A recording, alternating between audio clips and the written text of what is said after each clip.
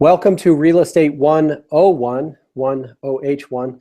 I'm Joe Herrera with the Joe Taylor Group. We are doing this on a weekly basis with the goal of educating home buyers and home sellers in Las Vegas as to the current trends in the market, as well as some of the tips and tricks to help them get a great deal on a home they're buying or get the most out of a home they're selling.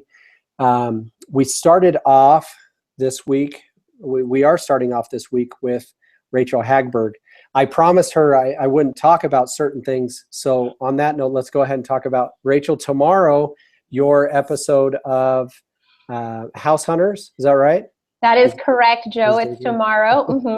So walk us through that process. What was it like being on House Hunters? What did you learn? What was your experience? You know what? It was actually a really fun process. In retrospect, I'm glad I did it. There's a lot more work that goes into it than I think that meets the eye after you've seen all the editing and everything. But it was a fun process for my client to document. And I really did gain a lot of insight into the different perspectives of people who are buying a house, how they feel, how emotional the process is. So overall, it was a great experience. Would I do it again? I might force to get paid that time. But it was a good experience overall. Okay, so it's probably pretty rare for somebody to be on House Hunters within the first year of getting their real estate license, but B, to have the success you've had, and success not necessarily determined by how much money you've made, but by how many people you've been able to help purchase homes. Talk a little bit about how you got into real estate, why you got into real estate, like how'd you end up here? One of the first things that's important to mention is that I am a wife of one and a mother of four. One of the most attractive and most compelling things to me about getting into real estate was the flexibility of my schedule. I can set appointments contingent upon what my schedule permits, so I'm not losing out on being at the boys' school or doing something with my husband because I'm in an office and married to a desk from 9 a.m. to 5 p.m. So the biggest, I think, thing for me with real estate was just the freedom in the schedule, the flexibility that I'd have, and the opportunity to meet people, to know them more, to understand their journey, and hopefully help make what's usually and can be a very stressful experience a little easier for them. So then your background, I know real estate, you've bought and sold homes in the past, but what was your background prior to getting into real estate? You know what? I have a really, really limited background. I know that there are agents out there who are seasoned and who had a lot of experience perhaps flipping. I almost think that me not having a lot of that background has made me a more efficient agent because I've learned the process with clients as we've gone along. So it wasn't that I already had this fixed notion on what buying and selling a home should be. One of the things I realized, it really is a case-by-case thing. Everybody's situation is different. Their circumstances are different. Their financial is different. So I think that once you start treating them as individuals and a lot less of, hey, I'm going to close this deal this month, I think it makes the process that much more enjoyable for everybody. Yeah, I would agree.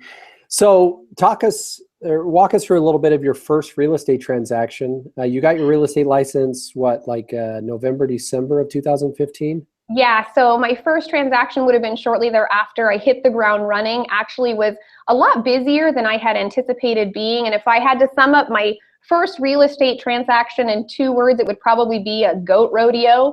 I had no idea what I was doing. Luckily, I'm with a great team who employs a great escrow coordinator who really helped me walk through the process. And to be honest with you, I don't think to this day that client knows that was my first transaction.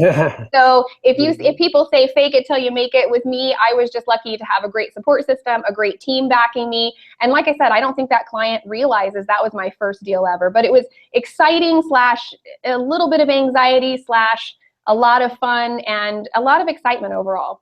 Okay, so yeah, and you're amazing. Obviously, you hit the ground running, not just with the support staff around you, but your personality type is very much, you don't have to fake it very long. I think you pick up really quick.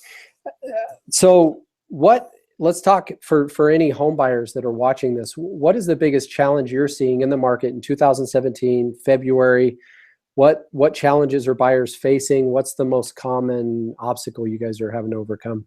Right now, I'm working with a handful of buyers where simply there isn't a home for them. So with our inventory being low, that's the biggest hurdle that we're having to face. Another thing is kind of getting my clients to meet me with, we need to be aggressive. If you want this home, I started telling clients, if you sleep on it, you won't sleep in it, just because we need to make laser focused decisions as quickly as we can and be as aggressive, because with this low inventory, there's more buyers for that one house than just us.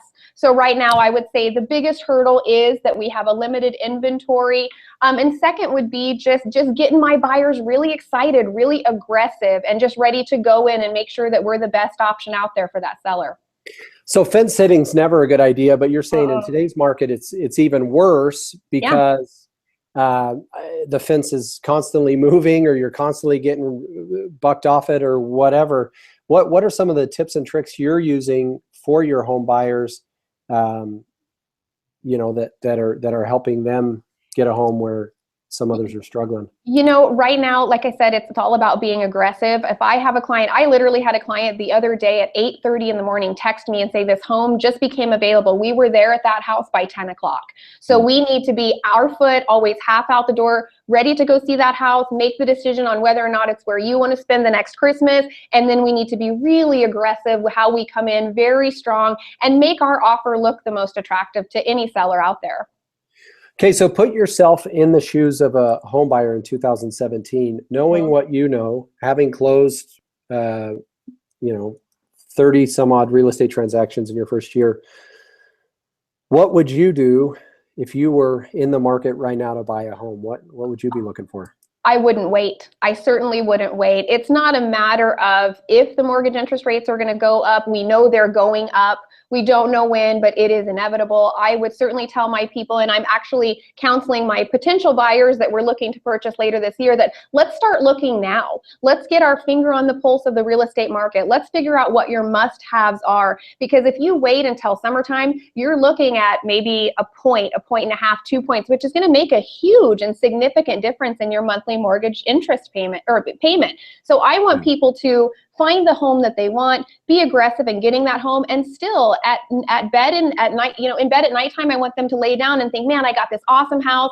I'm at this mortgage I can afford. We're going to have Thanksgiving and Christmas here. I'm excited about it. And just carry that on, because I want people, when they think of me, to have good, positive memories, not Rachel sold me this house that was out of my budget. I can't afford my mortgage. I don't want any negative emotions to be attached to my name. So I don't want my buyers to wait, because I want to get them in the house they want with the payment they can afford. So my best advice would be, just don't wait. Let's start now. Even if we don't purchase for 3 months, let's still get our finger out there and see what's going on in the market.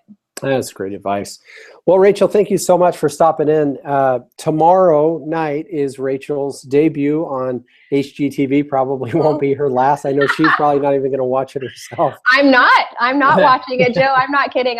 No airing parties, no nothing. I'm trying to find somewhere to go out of town so that I can turn my phone off and, I don't know, just be alone. Well, we're all going to watch it behind your back, but I'm we're sure. excited to see it. I think she gave some really solid advice. Connect with a real estate professional like Rachel, who knows what she's doing. Preferably connect with Rachel, because she does know what she's doing.